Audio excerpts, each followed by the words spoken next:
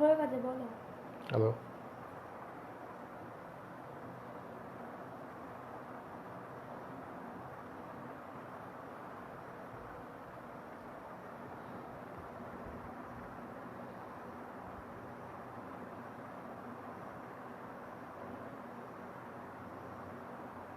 Hello.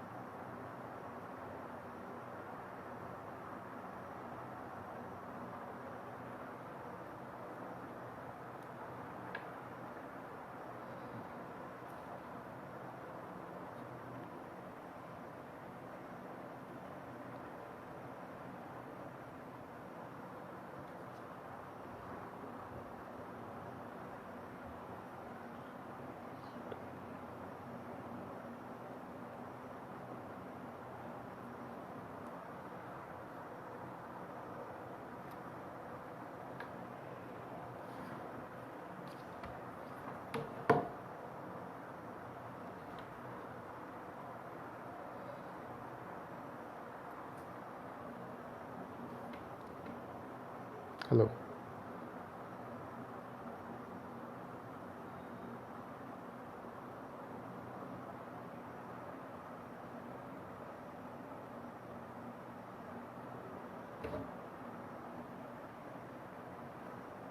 Hello. নমস্কার, আমি সুখদেব রায়। পার্বত্য কাব্যের লাইভ অনুষ্ঠানে আজকে আমাকে বলা হয়েছিল, তার জন্য হাজির হয়েছি।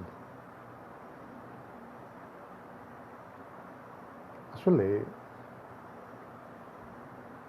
আমি ঠিক নিয়মিতভাবে লিখি না, মাঝে মাঝে লিখি। মানে আমি ঠিক কবি নই, আমাকে বলা যেতে পারে খেয়ালি কবি।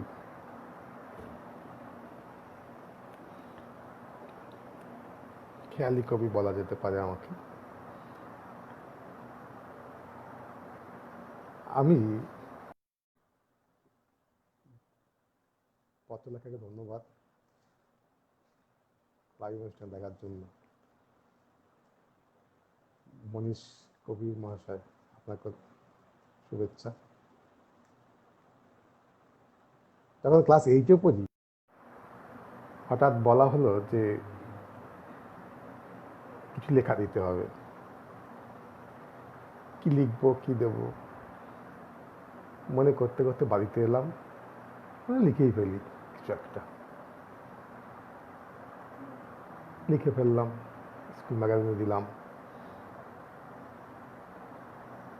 তারপর থেকে মাঝে মাঝে লেখাটা চলতেই থাকলো। মূলত আমি ছড়া লিখি। ছড়া খুব ভালো লাগে লিখতে আমার, কারণ আমি মনে করি ছড়ার মধ্যে একটা ছন্দ আছে। যার মধ্যে ছন্দ আছে সেটা মানুষকে আনন্দ দেয়।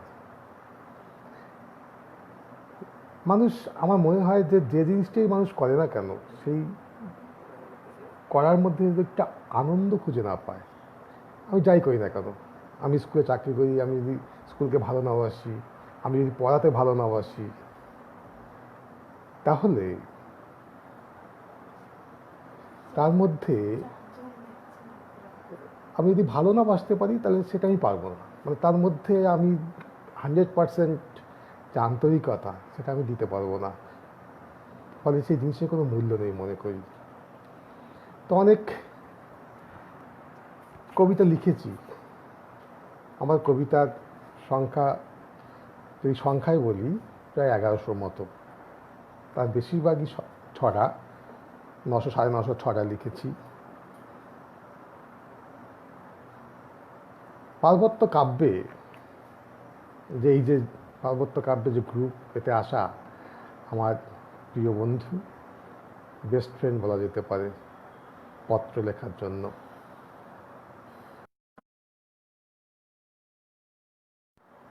সিমলি ম্যাডাম ওনার সঙ্গে পরিচয় হওয়ার পর উনি সত্যি আন্তরিকতার সঙ্গে আমাকে অনেকবার বলেছেন, কিন্তু আমি সেই সময় দিতে পারিনি। আজ মনে হলো যে আসি।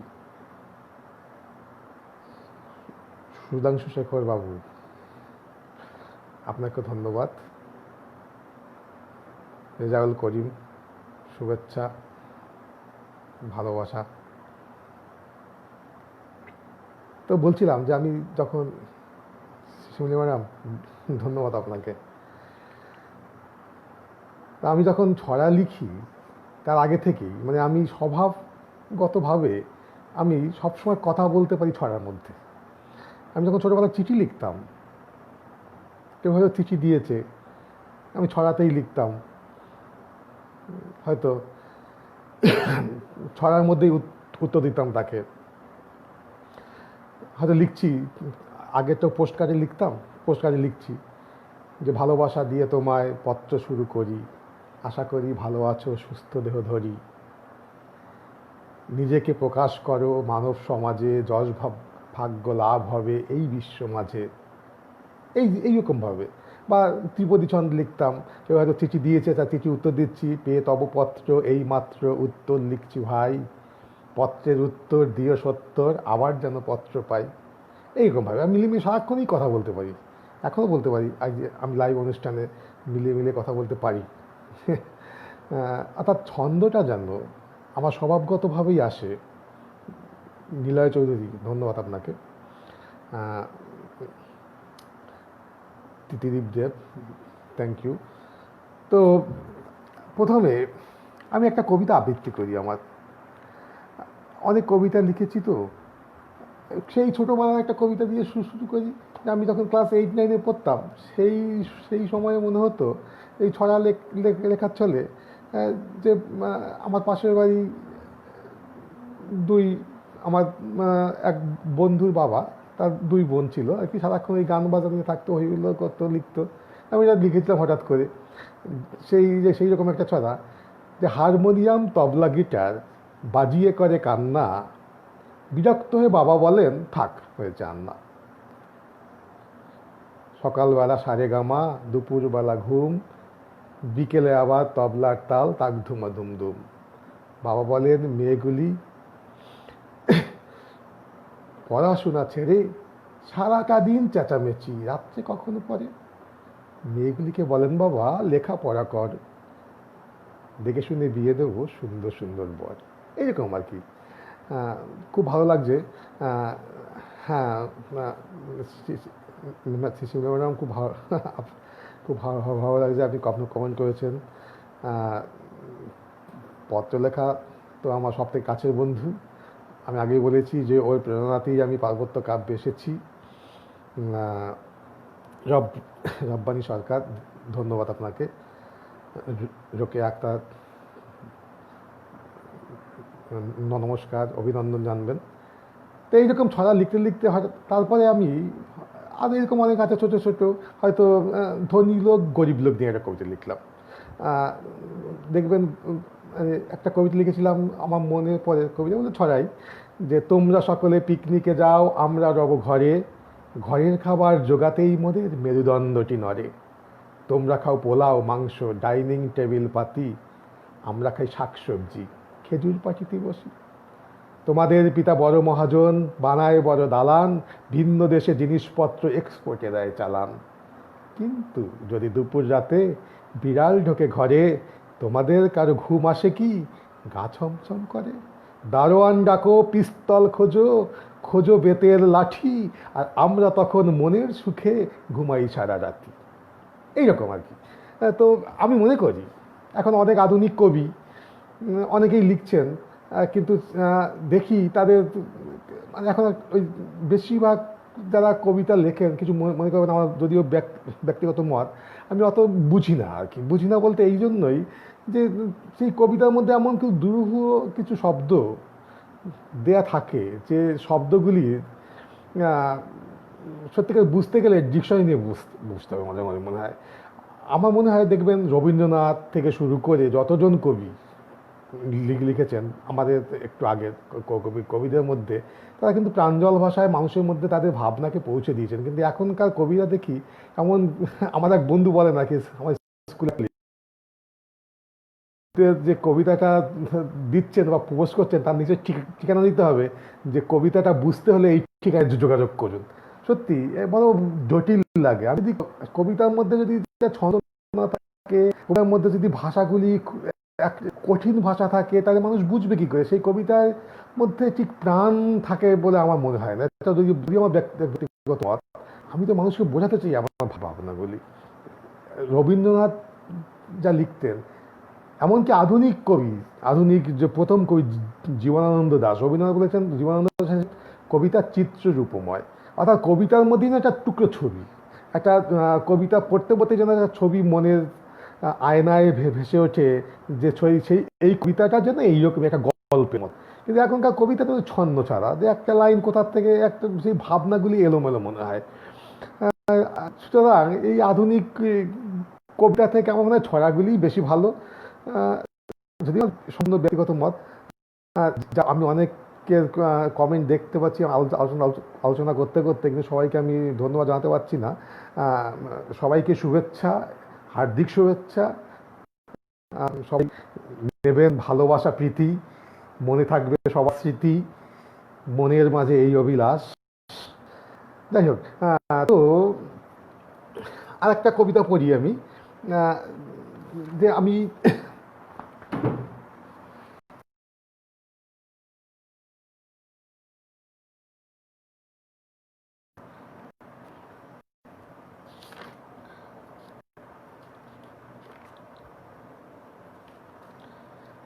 ভালো লাগছে সবাই, সবাইকে ধন্যবাদ। সবাই ভালো আছেন, ভালো থাকবেন, ঠিক আছে? এই কবিতাগুলি আমার অনেক দিন আগের কবিতা। একটা কবিতা, কি দিয়ে বোঝারে পঞ্জিত হৃদয়ের অব্যক্ত যন্ত্রণাগুলিকে, হৃদয়ের তৃষিত দুয়ারে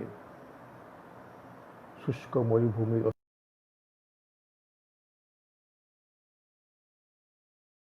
তারে, কি দিয়ে বোঝাবো তারে আজও এ প্রাণ তেমনি আছে, নাই শুধু গোলাপের পাপগুলো, আমি হৃদয়ের চেনাটুকু, হৃদয়ের কত কথা আছে মোর গাথা, সেই কথা সেই কথা বুঝিছে, মনে পড়ে সেই কথা, বিশ্বাস করি আমি তাই, ভালোবাসার আনন্দ ক্ষণকাল, আর প্রেমের যন্ত্রণা থাকে সমস্ত জীবন। এই যে যে আসলে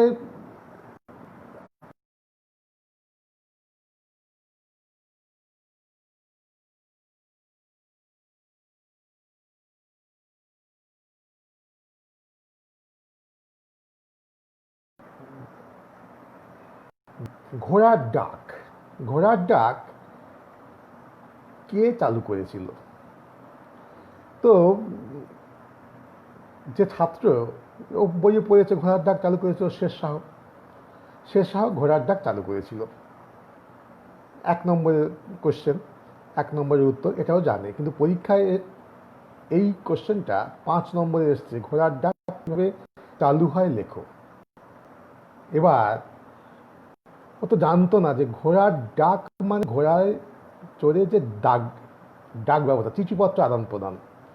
ও ভাবছে ঘোড়ার ডাক বলতে ঘোড়ার ডাক।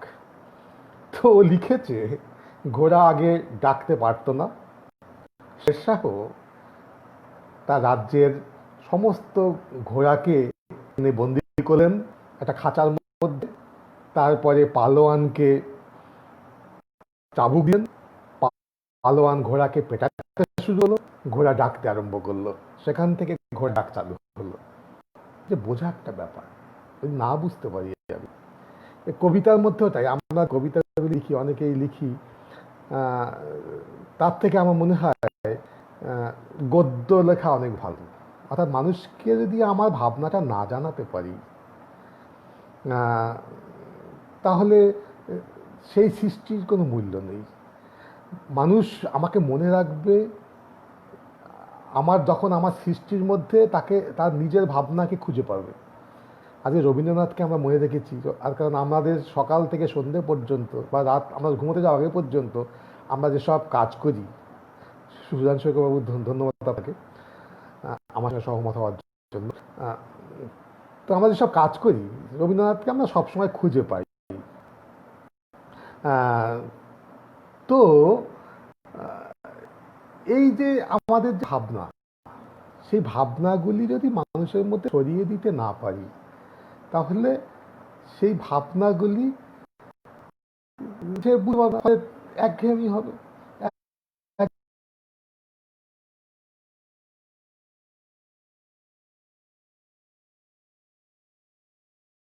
দেখবেন যে ভালোবাসা দু রকমের হয়। একটা অন্তর থেকে ভালোবাসা, আমি যখন ক্লাসে পড়াই স্কুলে, কেউ কেউ অন্তর থেকে আমার ক্লাস করতে চায়, আমাকে বাধ্য হয়ে করে যে স্যার না বকবে, আমাকে মারবে।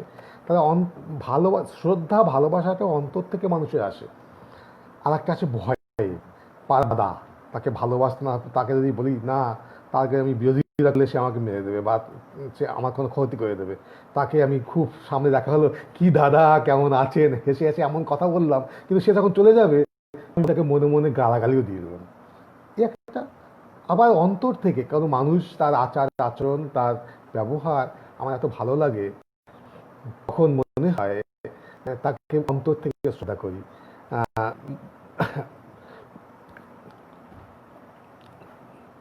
মুন্সী কবিরকে ধন্যবাদ।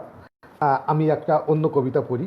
আমি অনেকদিন আগে অনেকদিন আগে যদিও এই কবিতা, বন্ধু বন্ধু বলে একটা কবিতা লিখেছিলাম। বন্ধু মানে সুখ দুঃখে, নিঃশ্বাস প্রশ্বাসে সঙ্গী হয়ে ভরসা দেওয়া, এই তো আছে পাশে। বন্ধু মানে পুরুষ নারী সমান চোখে দেখা, ভাবতে শেখা বিপদ মাঝে কখনো নই একা। বন্ধু মানে মনের মানুষ, বিশ্বাস দিয়েছে না, তাই প্রতারকদের বন্ধু হয় না, স্বার্থে যা রাখে না। বন্ধু মানে হৃদয় খোলা, বুঝিয়ে দেওয়া, এই তো ভালোবাসি। বন্ধু মানে ভালো থেকো, এই কামনার বাণী, অনুভূতি শেয়ার করা, আড্ডা গল্প ফানি।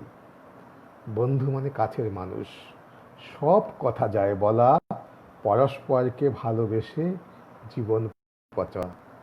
পার্বত্য কাব্যের অনেক বন্ধুই আছে, আমি অনেকের লেখা পড়ি মাঝে মাঝে, আমি সময় পাই না, যখনই সময় পাই পড়ি, খুব ভালো লাগে।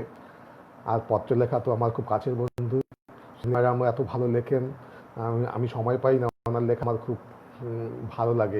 এই জন্যই ওনার লেখার মধ্যে সেই একটা প্রাঞ্জলতা আছে। আর অনেকেই দেখি, আরও অনেকে আছেন লেখেন, খুব ভালো লাগে আমার। আসলে আমি একটু জীবনটা সবসময় মজা করতে চাই। অর্থাৎ আমি চাই যে কি হবে এই জীবনের, মানুষ যদি আমাকে মনেই না রাখে, তাই আমার শখ হলো মানুষ দেখা। আর বিশেষ করে একটু মজা করা। বহুদিন আগে ওই যখন আমি স্কুলে আসি, তখন পড়াতে পড়াতে ক্লাসের মধ্যেই একটা ওই ছেলেকে আমি পড়াচ্ছি, হঠাৎ সে আমাকে একটু অবাক করেছিল, তাই বাড়ি এসে তাকে নিয়ে একটা কবিতা লিখলাম। মাঝরাতে লিখলাম কবিতাটা। সেই কবিতায় দেখি, এক কবিতাটা পড়ি আমি, দেখুন একটু, খুব আশা করি ভালো লাগবে। মধ্যরাতে কা কা করে ডাকতেছিল কাক, আমি অবাক, ঘরে চোর ঢুকেছে, দরজা ছিল, আমি তো অবাক। অঘর অঘর ঘুমে বউয়ার ছেলে ডাকতেছিল নাক, আমি তো অবাক।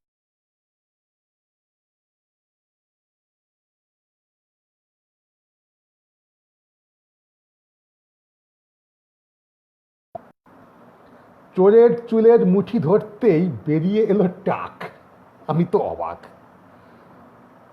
জেগে গেল বউটি আমার, চোরকে বলল ভাগ, আমি তো অবাক। আমায় বলে ছেড়ে দাও না, যা যাবে তা যাক, আমি তো অবাক। ভাবলাম চোর কি বউয়ের পরিচিত, দিচ্ছে মাথায় পাক, আমি তো অবাক। এই এরকম কবিতা অনেক লিখে লিখেছি। তারপরে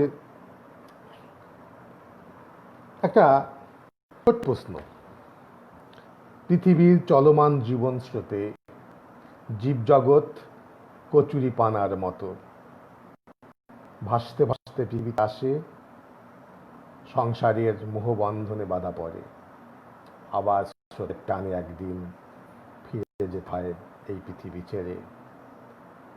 কে কখন কোন বয়সে চলে যাবে কেউ বলতে পারে না নিশ্চিত, কিন্তু সবাই জানে ফিরে যেতে হবে একদিন, নিয়তির কোনো পূর্বাভাস নেই। প্রাণের মূল্য সবারই সমান, মৃত্যুতেও তার ব্যতিক্রম নেই। তবুও মানুষ আমি আমার করে করে কর্তৃত্ব ফলানোর চেষ্টা করে, নিজেকে বড় করতে চায় অন্য সকলের তুলনায়। তাই মানব সভ্যতার কাছে আজ একটা ছোট্ট প্রশ্ন করতে চাই, লোভ লালসা দাঙ্গা অশান্তি জীবনে প্রয়োজনীয়তা কতখানি? যদি প্রয়োজন না থাকে তবে একটু শান্তিতে কি থাকা যায় না? এই প্রশ্নটা নিয়ে ভাববেন। সত্যি আমরা দেখি যে সবাই আমরা নিজের নিজের করি, আমি কার? আমি তো কারো নই। আমরা যদি গীতা দেখি, গীতাতে যে পুনর্জন্মের কথা বলেছেন নীলা চৌধুরী, ধন্যবাদ আপনাকে। তো গীতাতে পুনর্জন্মের কথা বলেছেন, আমরা দেখেছি যে আত্মাকে কখনো মারা যায় না। বলেছেন বাসাংশী জিন্নানি যথা বিহায় নবানি গিন্ধানি তথা হরিয়ানি বিহায় জিন্না ন্যানি সংজাতি নবানি দেহি। তাহলে আত্মা যদি অবিনশ্বর হয় তাহলে ভয় কিসের? আমরা এই পৃথিবীতে আসি, পৃথিবীর মায়া কাটিয়ে আবার চলে যেতে হবে।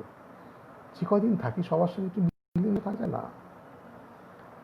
আসলে মনে পড়ে ক্লাস সংস্কৃত একটা ছিল, আমরা যা চাই তা কাজ করি না, অর্থাৎ আমাদের কর্ম অনুসারে তো ফল হয়। অর্থাৎ কথাই আছে যেমন কর্ম তেমন ফল, কিন্তু আমরা কি তেমন কাজ, যে কাজ করি তার সেরকম ফল চাই? আসলে মানুষ কি চায়? খুব সুন্দর একটা চাণক্য শ্লোক আছে। চাণক্য শ্লোকটা ঠিক এইরকম, পুণ্যস্য ফলমিচ্ছন্তি পুণ্য নেচ্ছন্তি মানবা ন পাপ ফলমিচ্ছন্তি পাপ কুর্বন্তি জন্মবা। অর্থাৎ আমরা পুণ্যের ফল চাই কিন্তু পুণ্য কাজ করি না, আবার পাপের ফল চাই না, খারাপ ফল চাই না আমরা, কিন্তু ওই খারাপ কাজগুলি আমরা বেশি করে করি। তাহলে এই মানসিকতা যদি আমাদের থাকে, সুতরাং এইসব ভাবতে ভাবতে আমার মনে হলো যে একটু কাব্যের জগতে মানুষকে যদি জানাই, আমি যতটুকু জানতে পারি।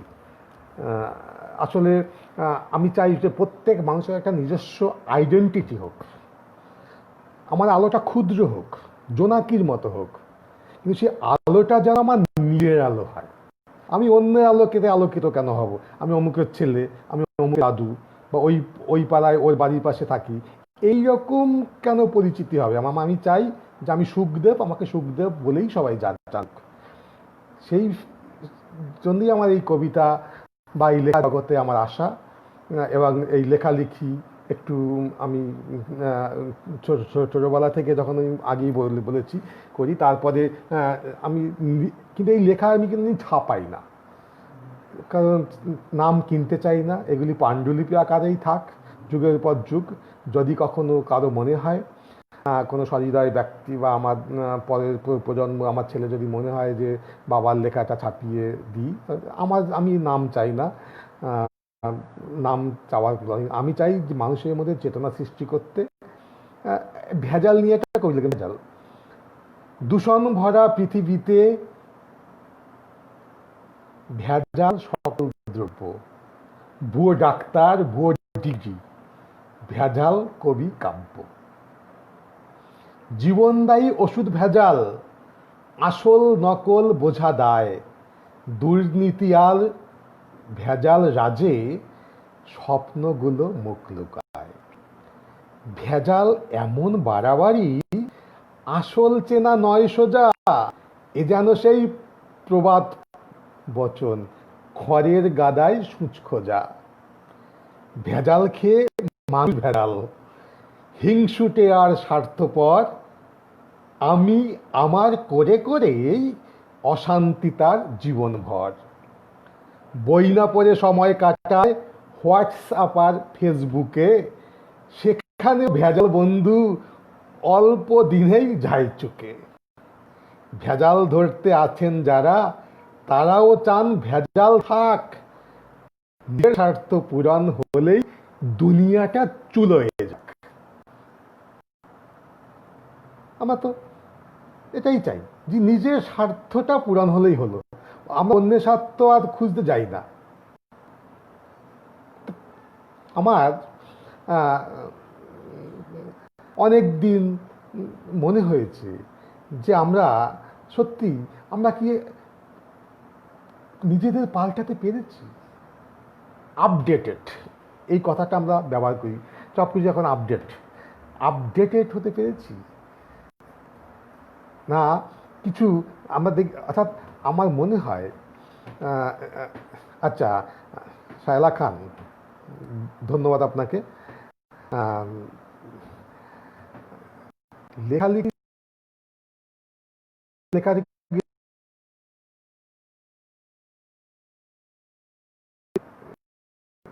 কবিতা দিতে হবে, লেখা দিতে হবে, সেখান থেকেই লেখালেখি শুরু করেছিলাম। তারপর মাঝে মাঝেই লিখতাম, মনে হয় বিশেষ করে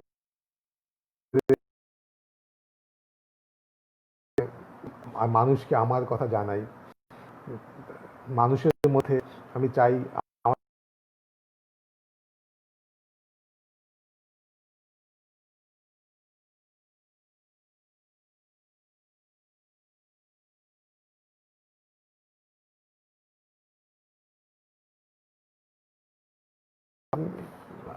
আমার অনেক বন্ধু যারা কোনো কোথাও গেলেই আমি ওই বললাম, আমি মুখে মুখে ছন্দ বলতে পারতাম, হঠাৎ করে বললো, হয়তো কেন একটা কথা বললো, মুখে মুখে ছন্দ আবৃত্তি করে ফেললাম, এইরকম।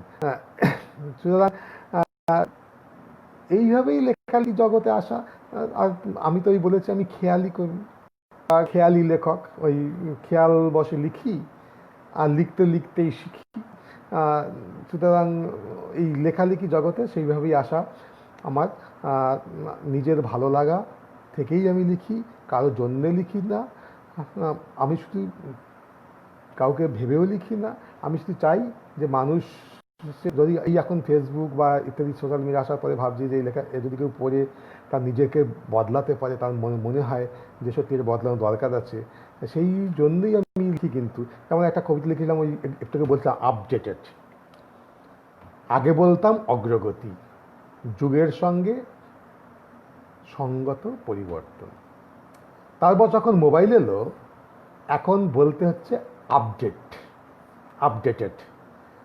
আধুনিক প্রযুক্তির হাত ধরে ব্যাকডেটেড হয়েছে অনেক কিছু, হারিয়ে গেছে সেই ছেলেবেলা, প্রণাম, নমস্কার, পোস্টকার্ড, রেডিও, বলতে এখন FM মাত্র। বাজার হয়েছে বিগ বাজার, সাদা কালো টিভি, টেপ রেকর্ডার এখন খুঁজতে হবে প্রদর্শনশালায়। পার্ক এখন বেড়ানোর জায়গা নয়, ভালোবাসা আপডেট হয় সেখানে প্রতিদিন।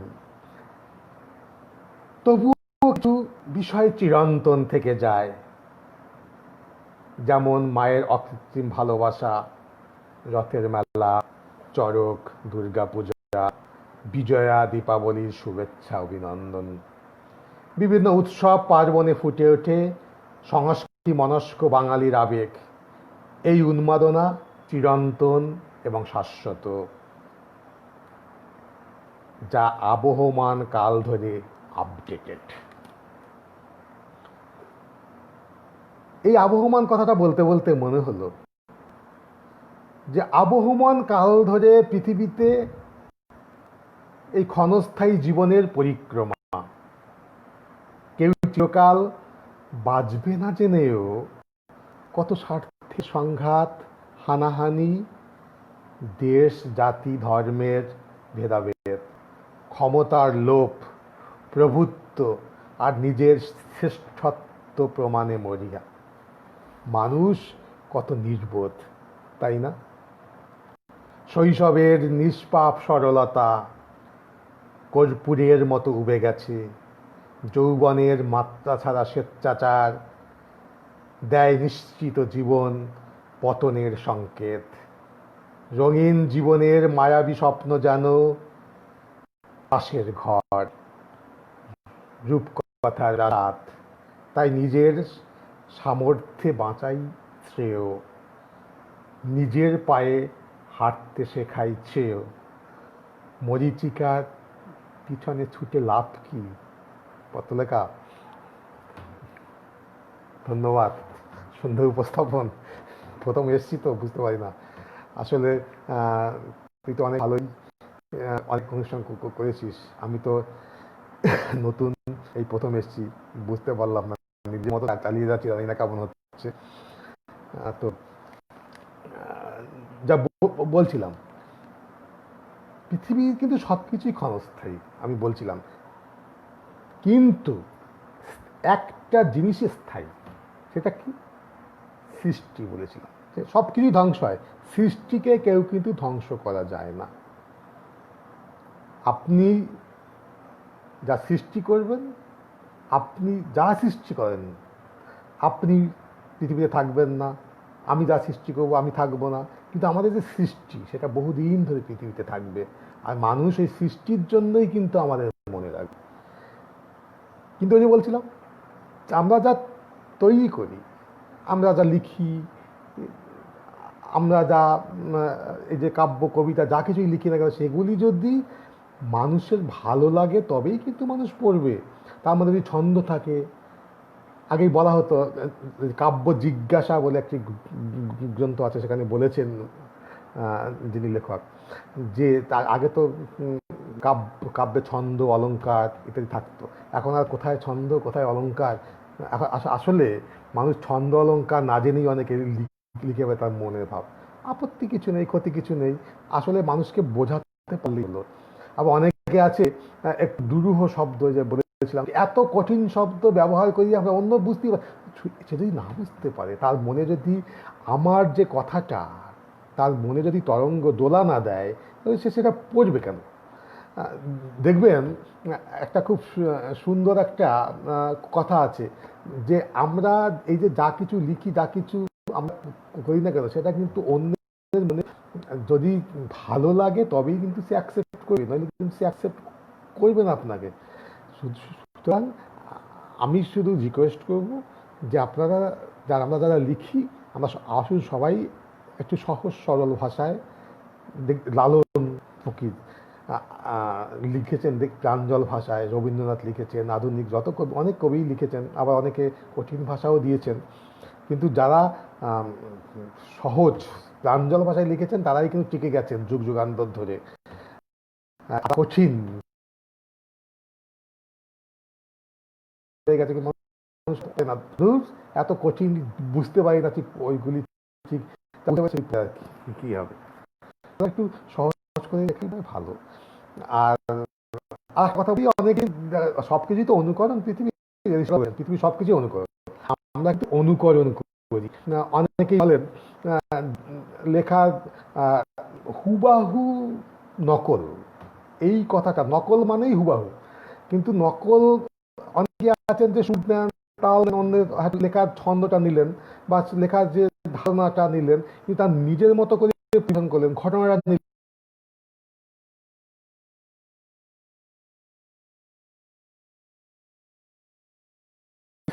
কাব্য সৃষ্টি করেছেন। কিন্তু তিনি ঘটনাটা পাল্টাতে পারেন। রাম রাবণ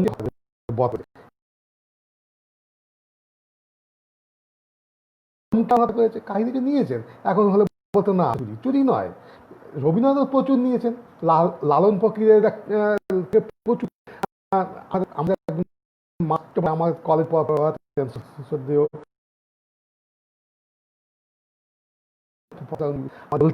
সুধীর কুমার, প্রফেসর সুধীর চক্রবর্তী, তো স্যার বই ব্রাতলাল দেখবেন, বলেছেন রবীন্দ্রনাথ কত ভাবছেন লালনের গান থেকে, বিশেষ বাউল গানের মধ্যে এমন একটা মজা আছে না আসলে। বাংলাদেশের দেখবেন গান, এই যে পল্লী গীত, মাটি গান, একটা সোদা গন্ধ লাগানো সাথে, এত খুব ভালো লাগে। সেই লালন ফকিরের একটা গান,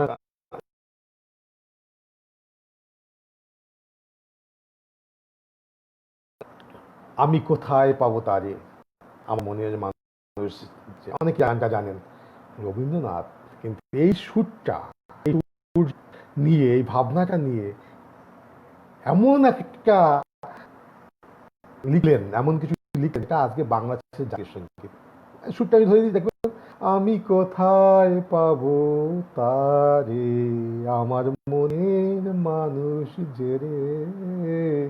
রবীন্দ্রনাথ লিখলেন আমার সোনার বাংলা, আমি তোমায় ভালোবাসি। তাহলে রবীন্দ্রনাথ কি নকল করেছে? নকল না, অনুকরণ করেছে সুরটা। আরও অনেক আছে রবীন্দ্রনাথের লোকসঙ্গীত আছে, আপনারা দেখেছেন, দেখেছি রূপসাগরে মনের মানুষ কাঁচা সোনা, তারে ধরি ধরি মনে করি, এই গান রবীন্দ্রনাথ লিখলেন।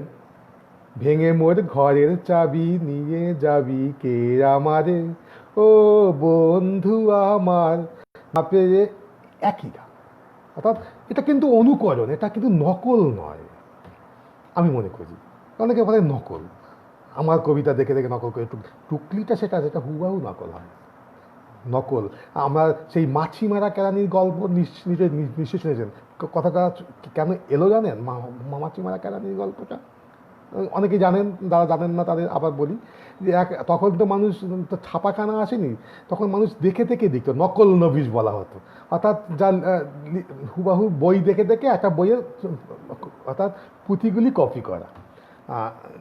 গীতা লোধ, ধন্যবাদ আপনাকে, শুভেচ্ছা।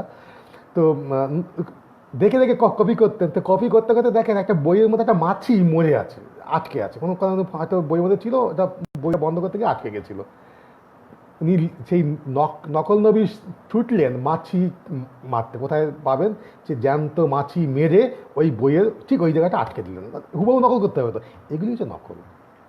কিন্তু অনুকরণ আমরা সবাই, কারণ আমরা সব কিছু দেখি, কিন্তু আমরা শিখি সব কিছু অনুকরণ করেই শিখি আমরা ছোটবেলা থেকে। দার্শনিক লক, বিখ্যাত দার্শনিক, তিনি বলেছেন আমাদের যে ব্রেন, মানুষের মস্তিষ্ক থাকে as like a white paper. আমরা যখন জন্মগ্রহণ করি তখন মানুষের মস্তিষ্ক থাকে হোয়াইট, সাদা কাগজের মতো। আস্তে আস্তে আমরা সেই সাদা কাগজের মধ্যে আমরা অভিজ্ঞতা সঞ্চয় করি। আমিও সেই রকমভাবে আমি চেয়েছি যে যত দেখছি আপনি যত অন্যের লেখা পড়বেন, সেই আপনি তো কিন্তু তত সমৃদ্ধ হবেন। যে লেখা না পড়ে নিজে নিজে লিখতে চায়, এই সমৃদ্ধ হয়ে লিখতে হবে না, তাই আপনাকে বারবার অন্যের লেখাও পড়তে হবে। আমি তো পড়ি, আমি সময় পেলেই পার্বত্য কাব্যের এই যে গ্রুপটা এত ভালো লাগে, আমি অনেকের লেখাই পড়ি, হয়তো সবসময় কমেন্ট দিতে পারি না, লাইক করি, আমি যতটুকু সময় পাই আমি পড়ি। অনেকেই দারুণ লেখেন, আমার খুব প্রিয়। মানে বেশিরভাগই এত সুন্দর লেখেন, আমি কমেন্ট করতে পারি না। সবাইকে শুভেচ্ছা। পার্বত্যকালের প্রতিটি সদস্য, আর আমি দেখেছি যারা নিয়মিতভাবে লেখেন তাদেরকে শুভেচ্ছা, ভালোবাসা, অভিনন্দন। সত্যি আপনারা এইরকম যদি লিখে যান, বাংলা সাহিত্য বিশেষ করে, আর আমাদের বাংলা ভাষাটা হারিয়ে যাচ্ছে আস্তে আস্তে। দেখছি আমরা মানুষকে বাংলার মধ্যে ইংরেজি, হিন্দি এমনভাবে মানুষ মনে হয়, দেখবেন আমাদের পুজোয়, আমাদের পাড়ায় যে পুজো হয়, উৎসব হয়, সেখানে হিন্দি গান বা ইংরেজি গান বাজলে যে এতটা মানুষ আমরা খুশি হই, নাচা গানা তাহলে আনন্দটা ঠিক জমে না না হলে। কিন্তু বাংলা গান কটা পুজো প্যান্ডেলে বাজে দেখবেন। বাংলাটা যতটা ভাবে বাংলা ভাষায় কথা বলুন, বাংলা শব্দ লিখুন, সৃষ্টি করে যান বাংলা ভাষাকে আবার বাঁচিয়ে তোলার জন্য। তো একটা কবিতা আবৃত্তি করি। নিয়তি কবিতার নাম। কবিতা আর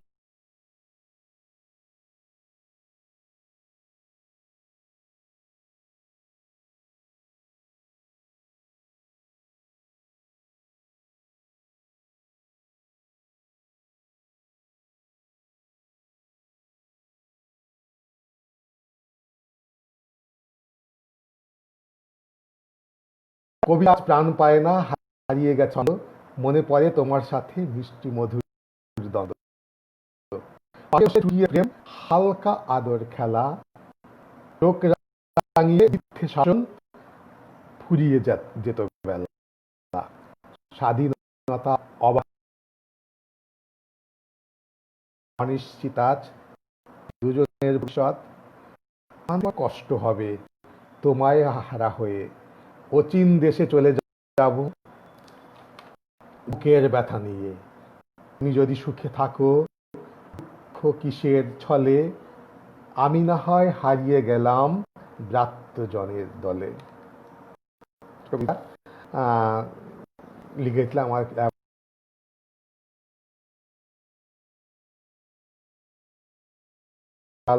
ফজলুল আহমেদ।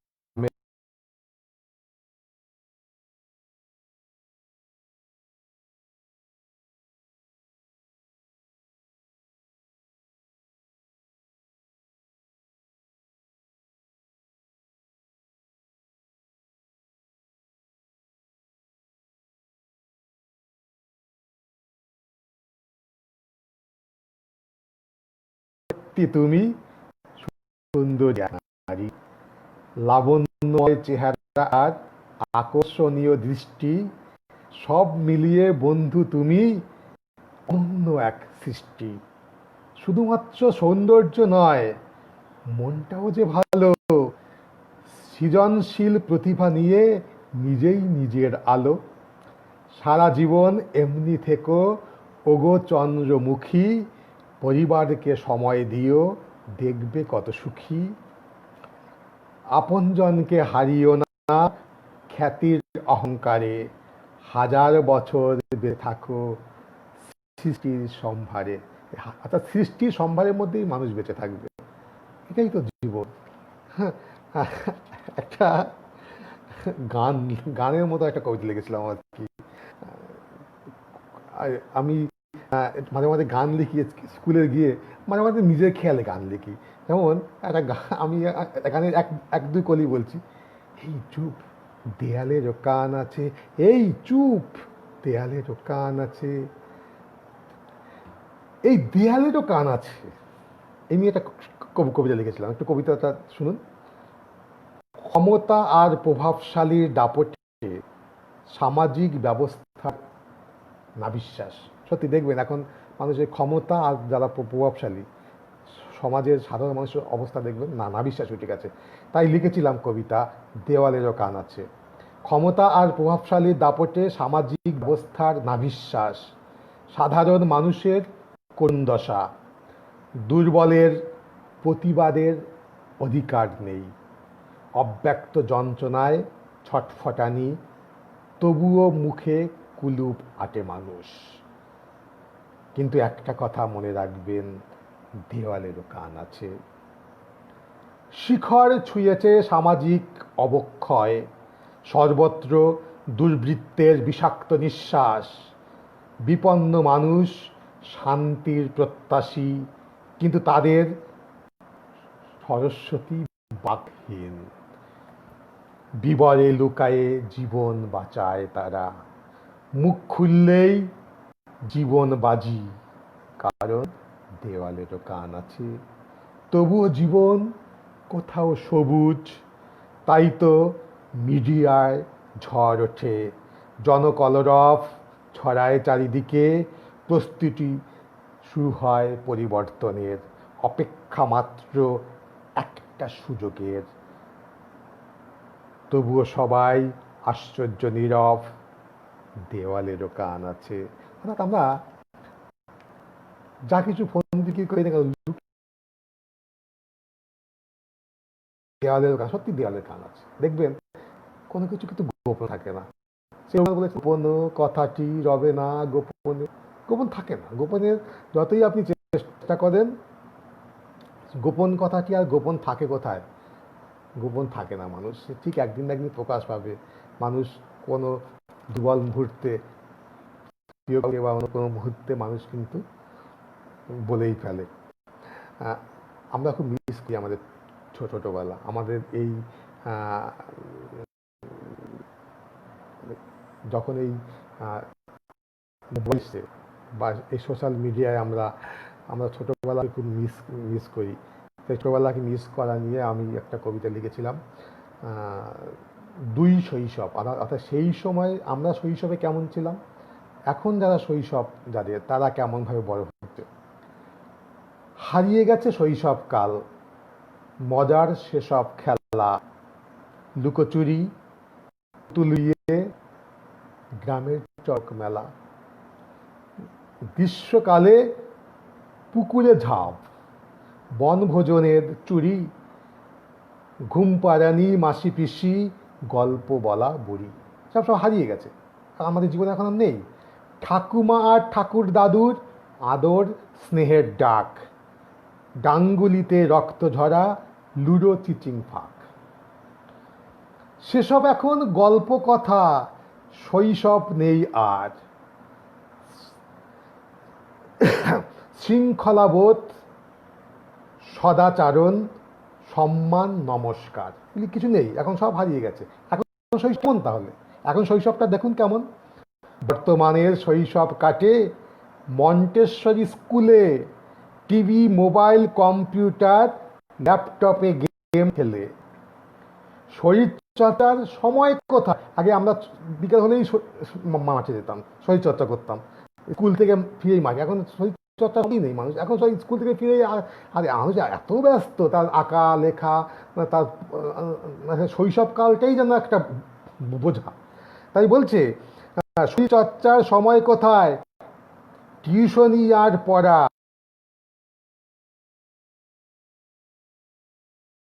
কম্পিটিশন, প্রত্যেকটা ব্যাপারেই কম্পিটিশন, ওর থেকে আগে যেতে হবে, ফার্স্ট হতে হবে। পাঠশালা কি? আমরা পাঠশালায় পড়েছি, ছোটবেলা থেকেই পড়েছি, কিন্তু এখন পাঠশালা কি চেনে কজন? পাঠশালা জিনিসটা কি? পাঠশালা কি চেনে কজন? আধুনিক শৈশবে মধুর শৈশব হারিয়ে গেছে শহরের বৈভবে। যত মানুষ শহরে এসছে, যত আধুনিক প্রযুক্তি এসছে, তার শৈশবকালটা হারিয়ে গেছে। আমাদের সেই শৈশবকাল আর নেই এখন। আমাদের সব যে হারিয়ে গেছে, আমরা সত্যি সেই জন্য আমরা একটু অনেক আগে, অর্থাৎ এই যে আধুনিক মিডিয়া আসার আগে আমাদের জন্ম, আমরা দেখেছি আমাদের সেই সব খুব মনে পড়ে। আমরা খুব শৈশব মিসকে সত্যি।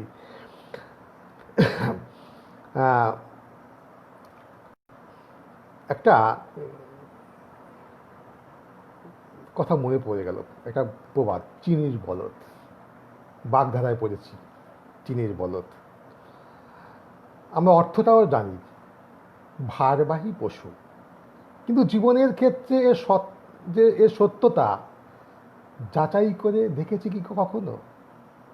সমাজবদ্ধ মানুষের জীবনে বিচিত্র সম্পর্কের জাল বিন্যাস। প্রতিটি সম্পর্ক তৈরি হয় চাহিদা কিংবা ভালোবাসার আকর্ষণে। একদিন মধুচন্দ্রিমার পর্ব শেষ হয়, তখন মধুচন্দ্রিমার পর্ব শেষ হয় মানে হয় তার চাহিদাটা শেষ হয়ে গেল বা তার ভালোবাসায় শেষ হয়ে গেল। তখন কী হয়, তখন ভালোবাসায় ঘুণ ধরে, আর সম্পর্কের ভিত আলগা হয়ে যায়। আর তখন মানুষ মুক্তির অপেক্ষায় দিনগুলো কবে শেষ হবে, এই সম্পর্ক থেকে কবে বেরোবো। যখন মানুষ আকর্ষণ থাকে, একটা খুব মজার কথা বলি, যখন আপনি মানে কেউ প্রেমে পড়ে দেখবেন, প্রেমে পড়লে হয়তো আমি প্রেমিক, আমিও প্রেমে পড়েছিলাম। প্রেমে পড়লে হয়তো প্রেমিকার গায়ে একটু কাদা লাগলো, রাস্তায় চলতে চলতে বৃষ্টির কাদা, ইস তোমার কাদা লেগেছে, নিজের রুমাল বের করে হয়তো মুছেও দিলাম, ধুয়ে দিলাম কত। কিন্তু সেই মেয়েটিকেই যখন বিয়ে করা হয় 2-4 বছর যাওয়ার পরে, তার হয়তো রান্নাঘরে ফোসকা, মানে রান্না করতে গিয়ে গরম জলে ফোসকা পড়ে গেল বা গেল, তখন এই এই একটু মলম লাগিয়ে নাও, তখন আর কিন্তু অতটা সেই, অর্থাৎ এই যে ভালোবাসাটা ফুরিয়ে যায় আস্তে আস্তে, মানুষের সব কিছুই তো পুরনো হয়, ভালোবাসাটাও কিন্তু পুরনো হয় আস্তে আস্তে। তাই বলছি যে তখন তখন কিন্তু সম্পর্ক ভিত যখন আলগা হয়ে যায়, তখন মানুষ মুক্তির পথ খোঁজে। কিন্তু অনেক সম্পর্ক ভাঙা যায় না, এটা সত্যিকার সম্পর্ক, যার মধ্যে সত্যিকারের ভালোবাসা থাকে, ভালোবাসা চির নতুন। তার মধ্যে সত্যিকার সুন্দর কবিতা, পত্রলেখা সুন্দর সুন্দর কবিতা, ফজলুল আহমেদ রাজ বলে সুন্দর, ধন্যবাদ। আমি খুব কৃতার্থ, সত্যি ভালো লাগে, কেউ সুন্দর বললে নিশ্চয়ই সেই আনন্দ তো লুকিয়ে রাখা যায় না, যা বলছিলাম আর কি। তো ভালোবাসার ভিতরে আলগা হয়ে যায়, কিন্তু জীবনের সময় বড় অল্প, তাই সমাজ ধর্ম নীতি ধর্ম ভুলে জীবনকে ইচ্ছে মতো উপভোগ করা গর্হিত অপরাধ নাকি স্বাধীনতা। অর্থাৎ অনেকেই মনে করে জীবন একটাই, আমাদের জীবন একটাই, সুতরাং জীবনটাকে ইচ্ছা মতো উপভোগ করে। কিন্তু ওই যে বললাম যে আমি উপভোগ করলেই তো হবে না, রাস্তা কারো একার নয়। একদম বিখ্যাত কবি লিখেছেন, রাস্তা কারো একার নয়। আমি যেমন রাস্তা দিয়ে চলবো, আমি মনে করি রাস্তাটা আমার নয়, অন্যজন, আমার যতটা অধিকার আছে রাস্তায় চলা, অন্যজনের সমান অধিকার আছে। সুতরাং আমি যদি এইটা না মানি, তাহলে তার সঙ্গে সংঘর্ষ হবে, ঝগড়া হবে। তাই রাস্তায় চলতে গেলে আপনাকে যেমন নিয়ম মানতে হবে, জীবনের ক্ষেত্রেও নিয়ম মানতে হবে। তাই এই লেখালেখি করতে করতে মনে হলো যে শেষে একটা ব্যাপার বলেই ফেলি।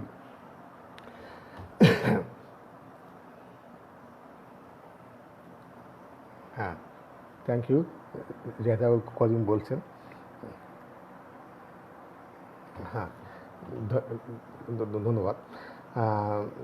তো আমি ওই বলছিলাম, আমি শখের কবি, শখ হলে লিখি, খেয়ালের কবি।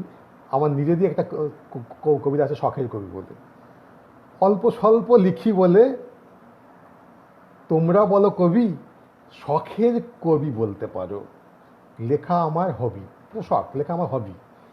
সাদামাটা ভাবনাগুলো একলা মনের কোণে জাগে যখন প্রকাশ করি, লিখি সযতনে। কারো হয়তো ভালো লাগে, কারো আবার মন্দ, সত্যি আমি কবি কিনা নিজের মনেই ধন্দ। আমি নিজের মনে ধন্দ, আমি সত্যি কবি, আমি নিজেই তখন বুঝে উঠতে পারি না। কি যে লিখি, কেন লিখি, বুঝি নাই বা বুঝি, ছন্দটা বেশ আসে তবে সেটাই আমার পুঁজি। আমার বেশ আগে ছন্দটা আমার জন্মগত। কারো যদি ভালো লাগে, যেসব বন্ধু পড়বে, লাইক বা কমেন্টস দিও বন্ধু, উৎসাহটা বাড়বে। অনেকেই লাইক কমেন্ট দিচ্ছেন, আমার উৎসাহটা সত্যিই খুব বাড়ছে। ব্যাস এইটুকু বলার ছিল। এবার তবে আসি, খেয়াল খুশির কবি আমি, লিখতে ভালোবাসি।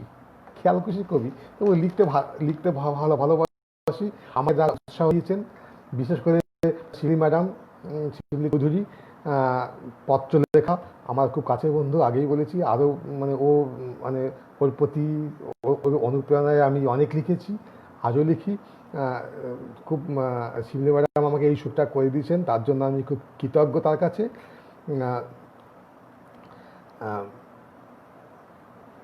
সময় হয়ে এলো বোধহয়, সময় বেশি নেই। আমি আর দু একটা কবিতা পড়ি, তারপরে অনুষ্ঠান শেষ করব। অনেক বন্ধু আমার জীবন থেকে, বনশ্রী চৌধুরী, ধন্যবাদ আপনাকে।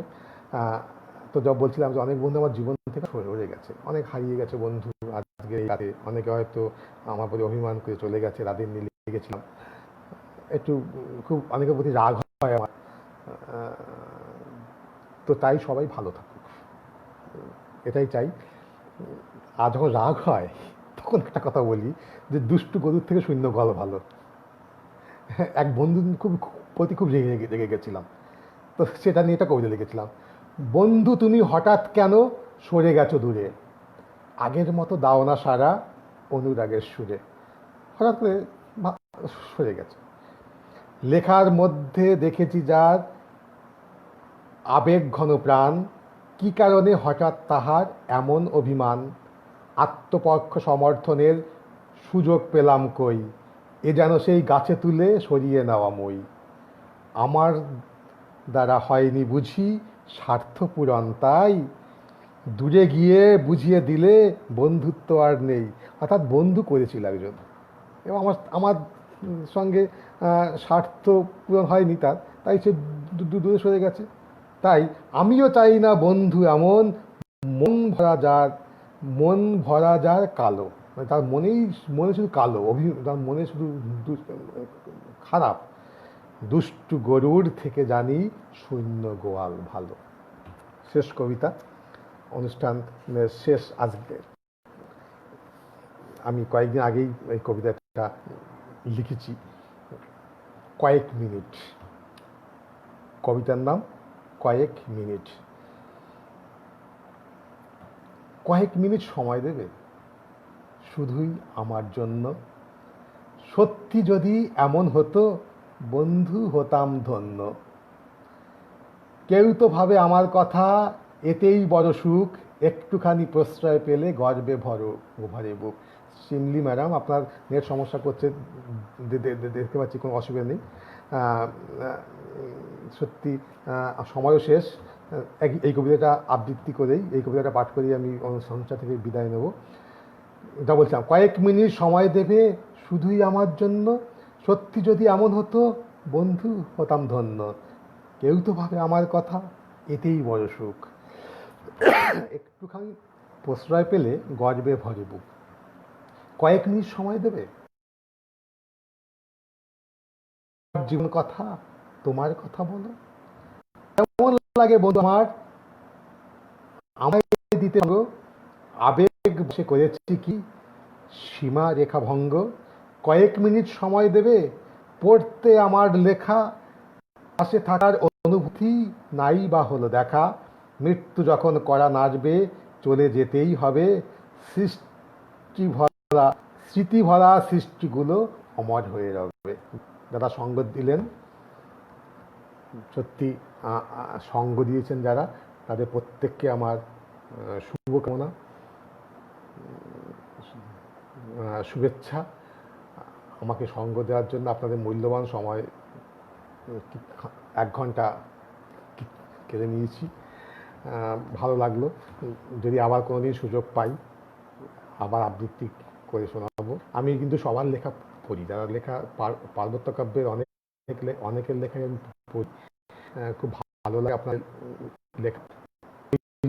যে আরও আপনাদের চেষ্টা করবেন যাতে নিজের অনুভূতিগুলি উনি শেয়ার করতে পারে। খুব কঠিন ভাষা প্রয়োগ করবেন না, দয়া করে লিখুন। আমরা সবাই একটা পরিবারের মতো, আমরা সবাই পরিবার তো বটেই, গ্রুপ মানেই তো পরিবার। মান অভিমানের পালা হয়তো কারোর সঙ্গে থাকবেই, কিন্তু লেখা দেবেন মাঝে মাঝে, যা লিখছেন পোস্ট করছেন। আমি যদিও একটা দুটো লেখা পোস্ট করেছি আমাদের যে মেসেঞ্জার গ্রুপ আছে, কিন্তু এখানে পোস্ট করতে পারিনি। এবার থেকে চেষ্টা করব গ্রুপে পোস্ট করা আমার লেখা। ভালো লাগলে কমেন্টস করবেন, লাইক করবেন। আসলে সবাই লাইক কমেন্টস ভালো লাগে সবার। যদি কারো মনে হয় যে সংশোধনের দরকার আছে তাহলে সেটা বলবেন, কারণ অনেক সময় ছন্দ হয়ে যায় তো লিখতে গিয়ে হয়তো, বা ছাপার অক্ষর এখন অনেক টাইপ করতে গিয়ে হয়তো একটা সব অক্ষর বা কোনো শব্দ এলোমেলো হয়ে গেল, তাহলে একটু স্মরণ করিয়ে দেবেন। কারণ আমি মনে করি সমালোচনা করা খুব ভালো। সমালোচনা অর্থাৎ সম আলোচনা। আমার সমালোচনা সেই করতে পারে যে আমার থেকে ভালো বোঝে, আমি আমি আমি মনে করি। সুতরাং এতে আমার কোনো লজ্জা নেই। আমি মনে করি আপনারা যত সমালোচনা করবেন আমার তত ভালো লাগবে, আমি ততই অভিজ্ঞতা সঞ্চয় করব। কারণ আমার ভুলগুলি দেখিয়ে দেন, কারণ আমি তো নিজের ভুল কখনো নিজে দেখতে পাওয়া যায় না। তো আমরা সবাই মনে করি যে আমি বলো চালাক। আসলে পৃথিবীটা আমরা সবাই দু চোখে দেখি, আমি তো দু চোখে দেখছি, কিন্তু আমাকে এই যে আপনারা হাজার হাজার চোখে দেখছেন, কিন্তু আমি কত দিকে নজর দেবো, কিন্তু আমি তো দুটো চোখ দিয়েই দেখছি, কিন্তু আমাকে হাজার চোখে দেখছেন। তাই আপনারা যখনই মনে করবেন যে আমি লেখা এখনও হয়তো একটা দুটো লেখা দিই আমি খুব একটা, এবার থেকে নিয়মিত আসার লেখা দেওয়ার চেষ্টা করব। যদি আপনাদের ভুল ধরিয়ে দেন তাহলে আমি খুব কৃতার্থ হব। আমি তো রেগে তো যাবই না, উল্টো আমি মনে করব যে উনি সত্যিকার আমার শুভাকাঙ্ক্ষী, যিনি আমাকে ভুলটা ধরিয়ে দিয়েছেন। কারণ কোনো মানুষ কখনো পারফেক্ট হয় না। আমি নিজেকে কখনো পারফেক্ট ভাবি না, নিজেকে বড় ভাবি না। সবাই ভালো থাকবেন, খুশিতে থাকবেন। আজকে এটুকুই থাক, পরে আবার কোনো দিন সুযোগ পেলে নিশ্চয়ই আপনাদের মধ্যে আবার আসবো। নমস্কার, শুভরাত্রি।